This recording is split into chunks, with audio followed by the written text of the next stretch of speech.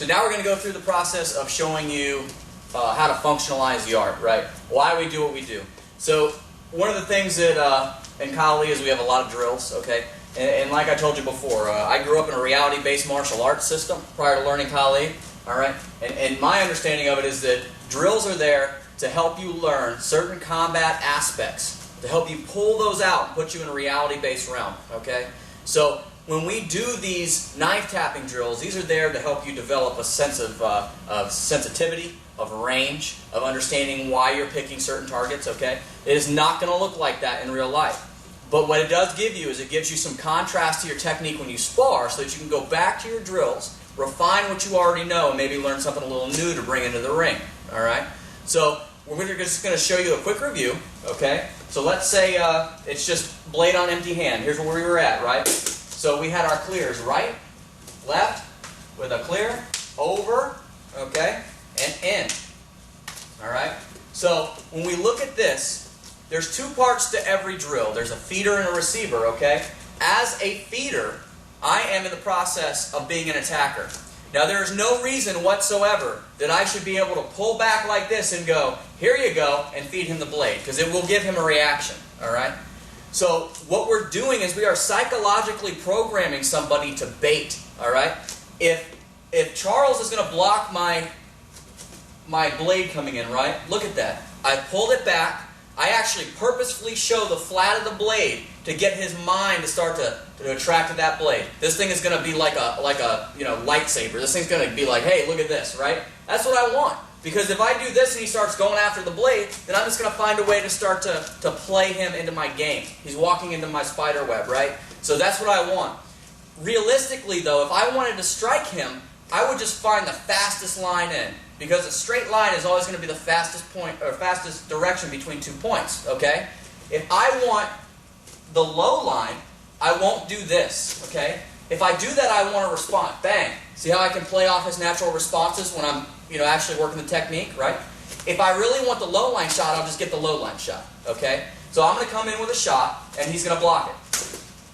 Okay? That's what a real strike is going to be, okay? There's no reason for me to go all the way back to go all the way forward, right? Unless I'm trying to bait a response, okay? So, 3 things we're going to look at. 1 is going to be our high-low.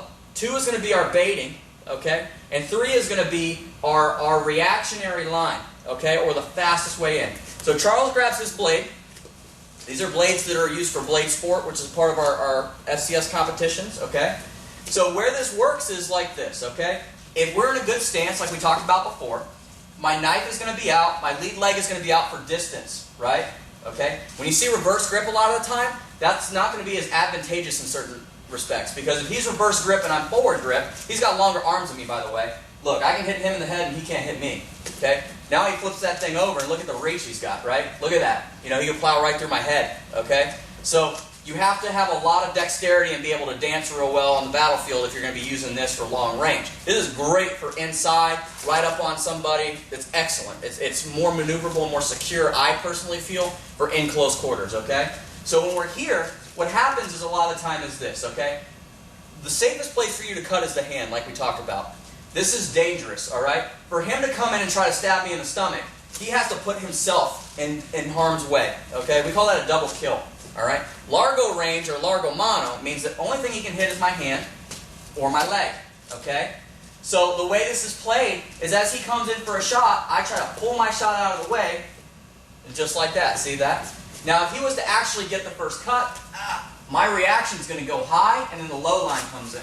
Okay? So we're playing that high-low. Also, a lot of the time, if you're using your bait, you can work your high-low like this. If I show him my shiny bait, okay, and he comes after my hand, that's where I cut my line, okay? I say, hey, what's that? And the guy comes in, boom, that buys me the opportunity. Now, I don't want a bait that's so big I can't recover, okay? This is not a good bait, okay? Because all he has to do right here is just go straight and done, okay? A good bait, you have to make somebody think it's their idea, right? If I do this, sometimes somebody's going to look at that and go, I don't know, because he wants it too bad, right? But if I just kind of am here doing this and all of a sudden I just kind of put my chin up, psychologically, what I'm trying to do is kind of get him to feed me that line. Because I'm trying to count on the fact that what's coming in. So my bait sometimes can be facilitated, like in our knife tapping drill, by showing the flat of the blade. So as I'm here like this, I can show the flat of the blade this way, right?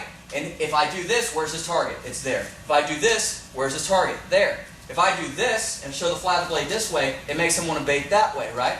If I can account for that, and everything else is in check, and I'm not so slow that he gets it, and I get my hand cut off, right? It can work in my advantage, okay? So if I'm here like this and he comes in, bang, I can come across, and then down. If I'm here and he comes in for the shot, oh, and then I'm there, and then I'm down, okay? If I bait him here, I can slip that shot, see, 1, 2, right? Just like that. Okay, so that's how we can use our baits. So we'll switch. All right, so Charles is going to do it on me now. He's going to show me a bait. If I buy the bait and I go for it, boom, okay? If he's too slow, I get it. So you don't want to do a too big of a bait, just right sized, okay? So he shows me the bait, I go for it, bang. See that? He baited me. Show me another bait. Okay, good. Flat of the blade is that way. It's going to make me want to do this. And then he accounts for me coming in that way. All right? Show me another bait. Okay? So that makes me either want to go for the hand or it makes me want to go high because look at the space here, right? It's natural that I'm going, that's open. So he can account for that too.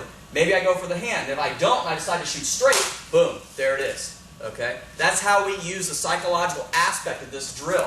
Where if he's feeding me this way for the drill, okay, he's showing me where the blade is coming from, all right? He's programming me. He cleans that line out, right? Boom. Go ahead and feed me high and low. So we're here. He's showing me the lines, okay?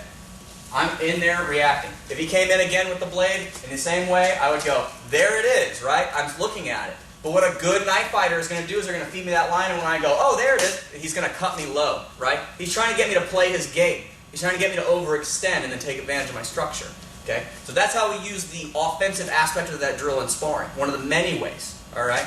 So the other thing is the high-low line, right? If I work a high-low structure, if we're doing a lot of weaving and moving, which you want to with the blade, okay, there are 3 types of blocks in martial arts. Contact block, which is he comes in with a shot, and I take all the force, right?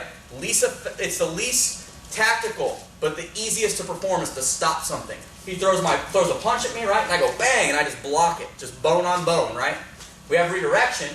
He comes in with a shot, and I just kind of deflect it, and I deflect it out of the way and get him, which is a little bit more effective. But if he comes in and I deflect something, I'm occupying my weapon that could be used elsewhere, right? And in the final and the best way to deal with incoming force is evasion, okay? So contact, redirection, evasion. If he comes in for that first line, I can slip his line and then get 1, 2.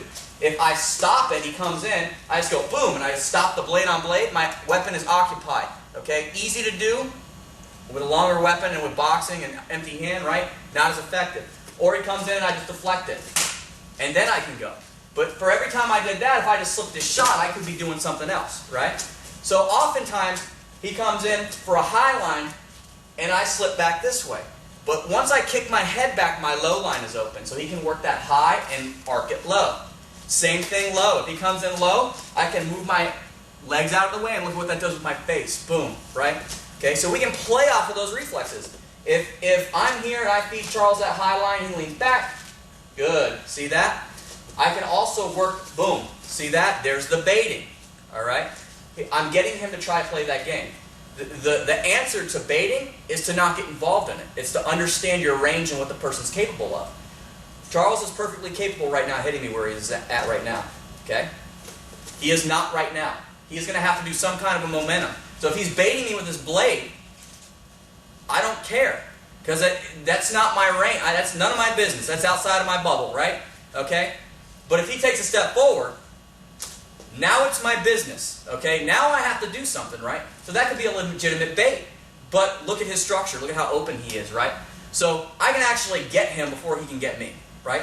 Boom, okay? So if he wants to feed a big bait like this, right, you can get messed up doing that if you got somebody who's a little bit tighter and quicker, right? So make it just subtle enough to where it doesn't cost you your structure. That's a good bait, because what's it going to make me want to do? Come in this way, and then he cuts, right? Now, I can play the game against him. Okay, so he does the same bait. Okay, I come in, whoop, and I can come around. I come in, I can come around. I can bait his bait. I can come through and turn my bait into a bait, right? And it goes on and it goes on. It becomes a chess game. Okay? Like my instructor Nate Hill says, it's chess, not checkers. Okay? So it's not he does this, I do this. Think 2, 3 generations down the line. Okay? So we have the bait. What's that? Right? He comes in, boom. That was a bad bait. Why? Because look at the range. Okay? Too fast. If the bait was here, different. Comes in, boom. Right? Now I have the high-low. If for some reason I bait him low, oh, I can get that high line like that. Or if I actually get that line, right, his defenses go down, and then I stick him. You can either shoot your blade up to somebody, or I can just hold my blade here and knee him in the balls, and when he comes down because I need him in the balls, then I only got to move like 2 inches, right? Borrowed force, boom. Okay? So, and the other thing is finding your straightest line, all right? So we talked about, if I do this and pull back and come in, which is very natural instinct, right? I pull back, look at that. Okay, he goes forward and he gets me. I pull back, oh, there it is. I pull back, oh, there it is. I pull back, oh, there it is, right? Look at that. So anytime I pull back, boom, he just goes in. I have issues, right? So you have to understand in the drill, the reason why we are coming in like this is A, to train you for the untrained fighter who will pull back, okay? And B, is so that you begin to understand your baiting process better, okay? So, it's always important to take these concepts we learn in the drills and apply them. So every time Charles and I train, we might spend 30 minutes on a drill. The next 30 minutes are spent taking the principles from the drill and applying them in real life and trying them out through sparring. Okay? So it's like formulating a scientific hypothesis. All right? So we're sitting here and we're saying, okay, if he comes in with the blade this way, I predict that this is what's theoretically possible. Okay, and then we try that out and see how that works. And oftentimes, if it works, it does not look like this. You know, it has the same principles. Okay, but you have to try things out to see what's valuable and what's not valuable. And just because it doesn't work now doesn't mean it won't work later either. Okay, if Charles is super fast and I'm not as fast, right, and I keep getting cut because he's working a realistic line, at some point, you know, I might be able to get fast enough to make it happen. You know, so we have to train constantly to make these things occur. Okay? And when we have blades like this, we can practice with realistic energy as well. Okay? So, go ahead, try it out, have fun, be safe, and we'll see you next time.